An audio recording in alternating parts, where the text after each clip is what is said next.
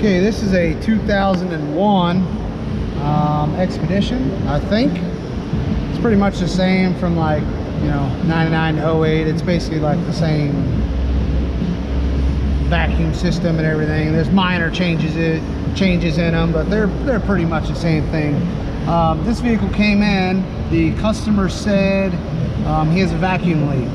He said my engine's running rough, which it is. He said it's because I have a vacuum leak. I said okay. He said I do not have a check engine light. I said okay. So first thing I did was brought it in. I hooked up a smoke machine to this EVAP line, which was actually already broken, but it hooks up right there to the purge solenoid. I just took that off to put my smoke machine there, and that way I can smoke the intake and all the vacuum lines to find out if there's a leak. You'll see smoke. So that's the smoke machine I'm using. I found a couple of leaks.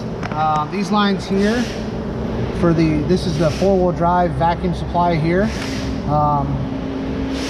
The elbows on them were all dry rotted, so I just cut them off and put new pieces of, oops, my angle's a little off there, put new pieces of vacuum line on there. Fix that, left the smoke machine running again, which also this vehicle's been worked on, by the way. Somebody just put hoses on it. So anyways, I kept smoking it, found another leak right here, this section here. It's this line right here. See how dry rotted it was? This plastic line would just kind of flop off of it. So I fixed that now. You can see the smoke there is coming out of the intake because I'm smoking the intake right now. And now there's no more vacuum leaks. And this was kind of a mistake on my part for, you know, just trusting the word of the customer without really looking into it myself. I'll just stick that on for now, get a zip tie or something to hold that on, and that won't stay on by itself. But this is the thing. A customer comes in and tells you they don't have a check engine light on.